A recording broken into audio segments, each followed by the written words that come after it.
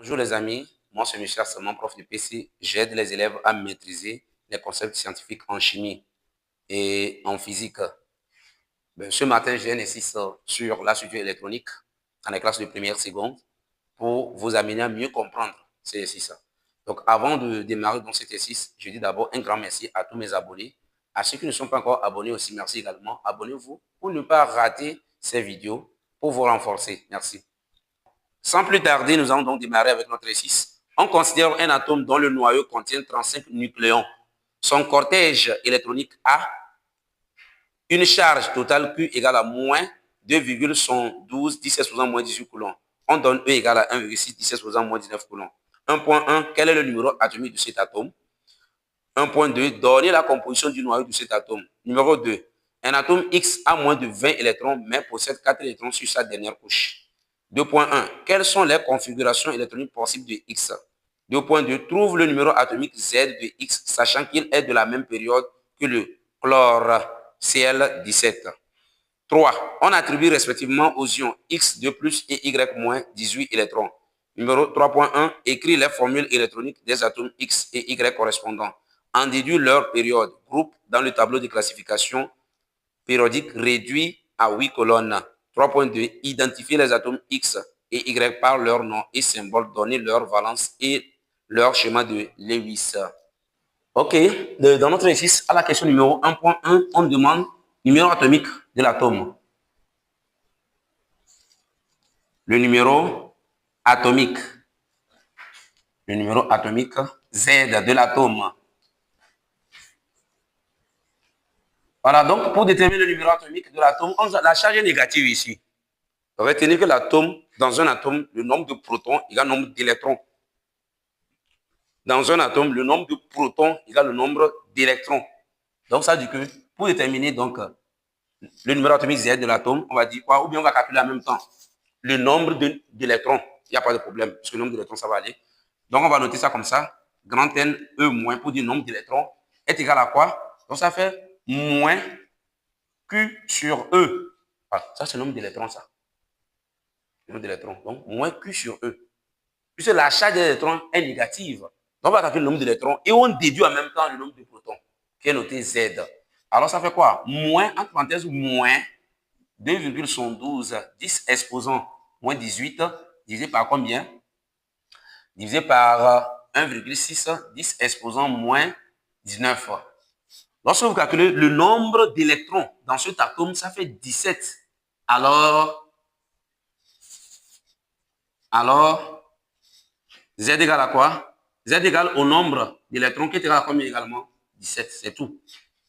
Ce qu'il faut retenir que dans un atome, la première des choses détermine le nombre d'électrons. Pourquoi? Parce que la charge est négative. Donc, on peut en même temps faire ça comme ça. Et nous savons que dans un atome, le nombre de protons égale le nombre d'électrons. Donc, dès qu'on a déjà le nombre d'électrons, on peut déduire le nombre de protons qui est noté Z. Là, c'est bon. Alors, à la question 1.2, on dit composition du noyau. On écrit composition du noyau. Composition du noyau. Quand on parle de la composition du noyau, on demande de faire quoi? Le noyau est formé de quoi? Protons et neutrons. Il faut déterminer la valeur du nombre de protons, la valeur du nombre de neutrons. Voilà. Maintenant, on nous a dit qu'il possède combien? 35 nucléons. Quand on parle de nucléons, on nous fait allusion à quoi? Le nombre de masses. Quand on a noté A. Donc, A égale à combien? 35. A égale à 35. Voilà, c'est ça, le nombre de nucléons. A égale à 35. Alors, nous savons que le noyau est composé de protons et de neutrons. Donc, on va dire quoi? Nous avons ici en même temps 17 protons. 17 protons. Maintenant, pour trouver R égale à quoi? On va faire A moins Z, c'est-à-dire 35 moins 17. Voilà. Donc, il faut passer donc à calcul. 35 moins 17, on trouve combien? Donc, on pose. OK, donc, vous allez faire le nombre de neutrons égal à quoi? Donc, on obtient quoi? 18 neutrons. Voilà, c'est ça. Nous allons donc passer à la question numéro 2. À la question numéro 2, un atome X a moins de 20 électrons, mais possède 4 électrons sur sa dernière couche. 2.1. Quelles sont les configurations électroniques possibles de X? 2.2. Trouve le numéro atomique Z de X, sachant qu'il est de la même période que le chlore, Cl17. À la question 2.1, on nous demande de faire quoi? De déterminer les formules électroniques possibles de X. Là-bas, c'est simple. Pour le faire, on dit qu'il possède moins de combien? Moins de 20 électrons. Donc, ça veut dire que ça n'atteint pas 20. Donc, c'est moins de 20. La première configuration, K2, L, alors qu'il possède 4 électrons sur la dernière couche. L4. Ça, c'est la première possibilité. Deuxième possibilité maintenant. K2, L8, M4. Voilà, regardez les deux configurations possibles de X. À la question 2.2, on demande de trouver le numéro atomique.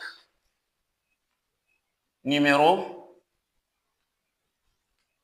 atomique de X. Mais sachant qu'il est de la même période que le chlore. Regardez le chlore. Cl Z égale à 17. Mais si on veut faire la configuration du chlore, K2, L8, M7. On dit X est de la même période que le chlore. Quand on dit période, comptez le nombre de couches. 3 couches, troisième période. Donc ça veut dire X aussi est à la troisième période. Donc X doit forcément avoir combien de couches? 3. Donc on écrit X. Donc on va dans la formule électronique. Parmi les deux ici, c'est le deuxième, on va choisir. Donc la formule électronique, c'est quoi? K2, L8, M4. Quel est le numéro atomique? On fait la somme. 2 plus 8 plus 4. Donc on trouve combien? 14. Mais si on veut donner le nom, c'est silicium. Silicium, symbole SI. Voilà. Donc passer à la question numéro 3. OK. À la question 3, on attribue respectivement aux ions X 2 plus et Y moins 18 électrons. 3.1. Écrit la formule électronique des atomes X et Y correspondants. En déduire leur période et groupe dans le tableau de classification périodique réduit à 8 colonnes. 3.2. Identifier les atomes X et Y par leur nom et symbole. Donner leur valence et leur schéma de Lewis. Voilà la question 3.1. On dit formule électronique des atomes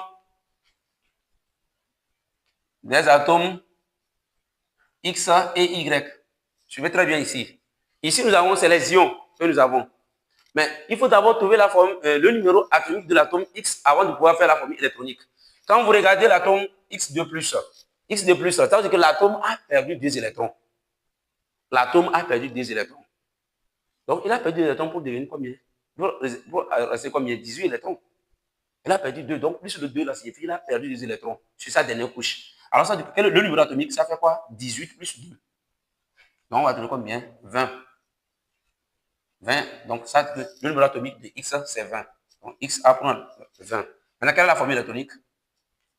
La formule électronique, ça fait K2, L8, M. Voilà. On fait une répartition partielle. On donne la couche M8 et le reste, donc, on donne 2. Vous voyez que dès qu'il perd en même temps la dernière couche, il reste les 18 électrons. Et il va gagner en même. Donc, il perd, donc ça devient quoi? X de plus. Alors, si on prend l'atome Y, on dit l'atome. Donc, l'atome Y, lui, il a gagné un électron pour devenir maintenant, pour avoir combien d'électrons? 18. Donc, ça veut dire que pour trouver le numéro atomique, il doit faire quoi? 18 moins 1.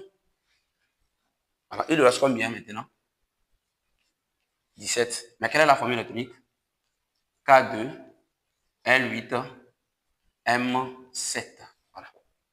Question 3.2, on demande de donner le nom et le symbole de chaque atome ainsi que le schéma de Lewis et leur valence. Donc,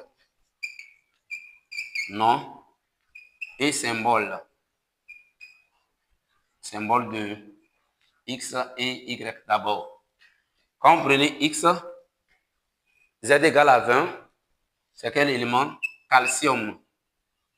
Calcium, symbole, c'est Ca. Quand vous prenez l'élément Y, vous avez le numéro atomique Z égale à 17, c'est le chlore.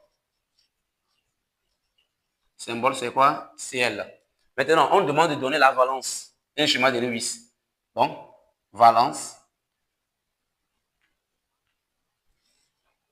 et schéma de Lewis, ainsi que donc le groupe. Voilà. Ici, donc on va revenir à la question numéro 3.1.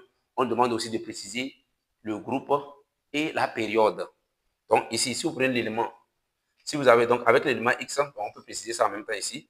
Si vous prenez l'élément X, vous avez la période, c'est combien? C'est 4e période. Donc on va dire 4e période Quatrième période.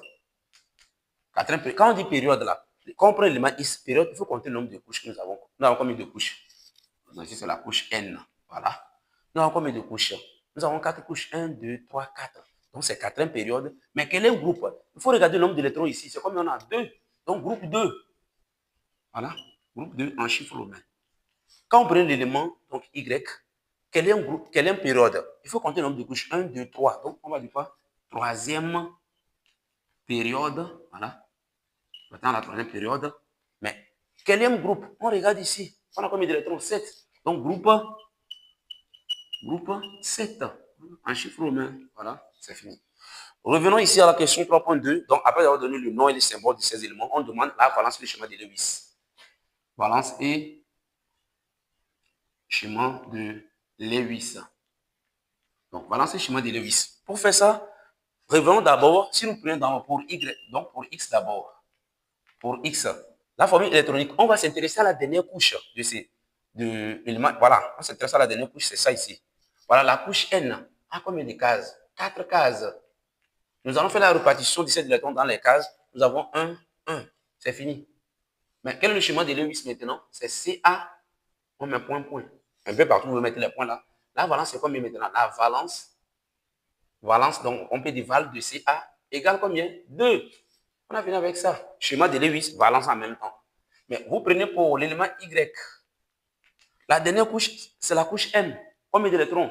7. Donc, la couche M. Donc, on fait les 4 cases d'abord. On va faire la répartition de ces 7 électrons dans les cases. Premièrement, il faut remplir d'abord et revenir. 1, 2, 3, 4. On reprend. 5 maintenant, 6 et puis 7. Voilà. On dit que dans une case, lorsqu'il y a un doublé, on représente sur le symbole par des tirets. Le schéma de Lewis de Y, c'est ça. Donc, on avait ici calcium. Ici, c'est le chlore. Donc, on va écrire Cl. Voilà.